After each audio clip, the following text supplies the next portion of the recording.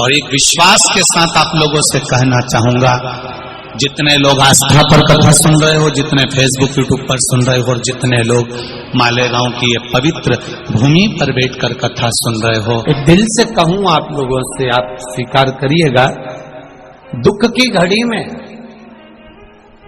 कोई आए चाहे ना आए, अगर आपने दिल से, कर्जा हो गया, समस्या विकट हो गई, तकलीफ बढ़ गई, दुख बढ़ गया, आप शंकर भगवान के मंदिर में जाकर, ये जरूरी नहीं है कि आप सीहोर आए या कहीं जाएं, आप तो आपके घर के पास में जो शिव मंदिर हो, उस मंदिर में एक लोटा जल चढ़ाना चालू कर दो, वो धीरे धीरे दुख काटना प्रारंभ कर दे, काटेगा दुख। बस जल चढ़ाने का एक नियम है शिव जी का। शंकर भगवान को जो जल चढ़ाया जाता है दुख काटने के लिए, तकलीफ काटने के लिए, कष्ट मिटाने के लिए, तो एक नियम है शंकर भगवान का जल चढ़ाने का जो नियम है। जैसे ये गौल जलाधारी है, यहां से पानी गिरता है, ये शिवलिंग है। ये दो जो भगवान का पानी जहां बहकर जाता है ये गोल में से, तो यहां जो स्थान है, ये सीधे भाग पर गणेश जी विराजमान है, लेफ्ट भाग में कार्तिकेय जी है, बीच में एक मोटी सी लाइन होती है जहां सुख सुंदरी है, ऊपर से जो बूंद बूंद पानी गिर रहा है वो शंकर भगवान की 5 लड़कियां हैं, जया, विषहरा, शामलीबारी, दौतली और देव। जहां गोल भाग है, जहां शिवलिंग रखा हुआ है, ये माता पार्वती जी का हस्त कमल है, जिसको पीठिका कहते हैं। महाराज, जल चढ़ाने का नियम है, जब हमारे ऊपर दुख होता है, तकलीफ होती है, कष्ट होता है, बड़ी दिक्कत परेशानी होती है, तो हम जल चढ़ाते हैं। तो उस जल को चढ़ाने का नियम है, पहले गणेश जी का स्थान, कार्तिकेय का स्थान, अशोक सुंदरी की जगह, फिर माता पार्वती की पीठिका, उसके बाद जलाधारी को स्मरण कर कर जल धीरे धीरे शंकर भगवान पर छोड़ा जाता है। जब धीरे धीरे शिव जी पर जल चढ़ाएं, उसके बाद में आप अपने मन की कामना जब जल चढ़ाते जाएं, बाबा से कहते जाएं, बाबा रोज कामना कहने की जरूरत नहीं है, एक बार आप कामना करो और उसके बाद जल चढ़ाना प्रारंभ करो, और उसको कहना जरूर, तेरे दरबार से कोई खाली नहीं गया मेरे शंभू, मैं नहीं जानती, मैं तो इतना जानती हूं कि कंकर शंकर है और तू सुनता जरूर है। ब्रह्मा ब्रह्म लोक में है, भगवान विष्णु वैकुंठ लोक में है, पर मृत्यु लोक में मेरा देवाधिदेव महादेव है, मेरी सुनेगा जरूर। और बाबा से विनय कर कर आप आइए। जल चढ़ाने का नियम, अगर दुख है, तकलीफ है, कष्ट है तो ऐसे चढ़ा दो, और अगर मन कर रहा है डायरेक्ट शिव जी पे चढ़ाना हो तो तुम्हारी मर्जी, उसमें कोई मना नहीं। शिव तत्व किसको कहते हैं? शंकर का गुणगान, शिव का स्मरण, भगवान शंकर का मंत्र जाप किसको कहते हैं? ये वही समझ सकता है जिसके भीतर शिव समाया होगा। और एक विश्वास के साथ आप लोगों से कहना चाहूंगा, जितने लोग आस्था पर कथा सुन रहे हो, जितने फेसबुक यूट्यूब पर सुन रहे हो, और जितने लोग मालेगांव की ये पवित्र भूमि पर बैठकर कथा सुन रहे हो, आप दिल से उसकी कथा सुनना। इस वाणी का, इस व्यासपीठ का एक शब्द हो सकता है, हॉस्पिटल में पड़ा हुआ कोई व्यक्ति, कर्जे में डूबा हुआ कोई व्यक्ति, गलत व्यसन में पड़ा हुआ कोई व्यक्ति को आपके द्वारा निकली हुई वाणी से भी बाहर निकाल सकता है।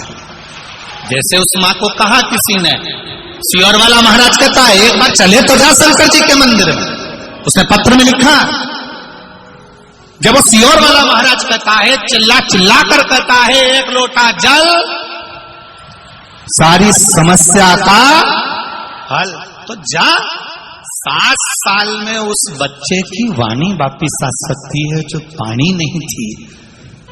जब वो वाणी मेरा महादेव दे सकता है, वो देखो उस माँ के चेहरे की खुशी, उस माँ के चेहरे की रौनकता, जिसका बेटा 7 साल बाद बोला हो, उसका आनंद देखिए कि कितना होगा,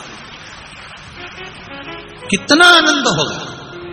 एक बात और अच्छे से समझ लीजिए, जो बच्चे चिड़चिड़े होते हैं, चाहे घर में बेटे हों, बहुएं हों, सास हो, ससुर हो, परिवार में छोटे छोटे बच्चे हों, चिड़चिड़ प्रवृत्ति करते हों या चिड़चिड़ा स्वभाव हो, जरा जरा सी बात में क्रोध आ जाता हो, बोलने का भान नहीं रह पाता हो, शब्दों के बाण चलते हो, तो महाराज प्रदोष के दिन, प्रदोष काल में बेलपत्री के पेड़ के नीचे एक जो पत्ता आपके पास में हो, पान का मिल जाए तो पान का, पीपल का मिल जाए तो पीपल का, बेलपत्र का मिल जाए तो बेलपत्र का, उस पत्ते पर मात्र थोड़ा सा शहद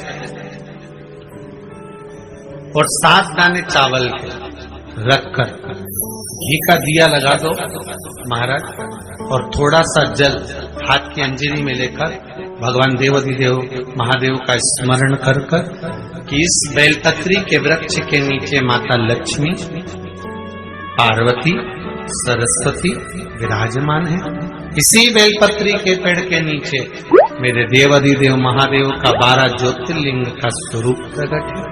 उनका स्मरण कर जल चढ़ा दीजिए और उसका स्मरण कर लो जो चिड़चिड़ प्रवृत्ति करता, क्रोध करता, जिसको बोलने का भान नहीं होता हो, सम्मान नहीं देता हो, अपशब्द कहते हो, उनका स्मरण कर छोड़ेंगे।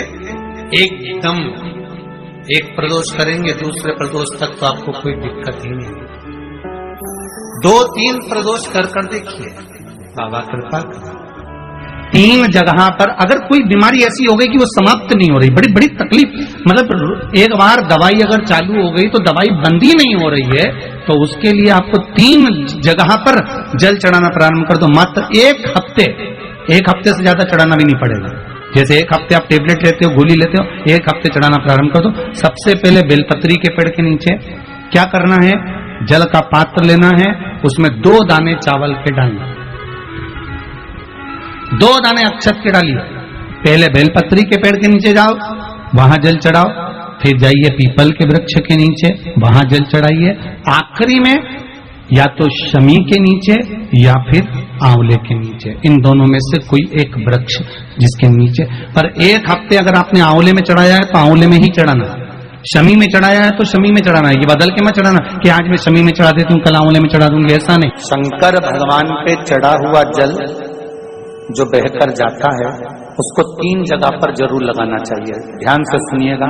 9 ग्रह जो शरीर पर राहु, केतु, मंगल, बुध, शनि परेशान करते हैं, उसकी समाप्ति के लिए शिव पर चढ़ा हुआ जल नैनों पर, कंठ पर, मस्तिष्क पर, 3 जगह पर, जिसके प्रतिदिन शिव पर चढ़ा हुआ जल लगता है उसको कभी 9 ग्रह परेशान नहीं कर सकते। शंकर की कृपा बरसती। शंकर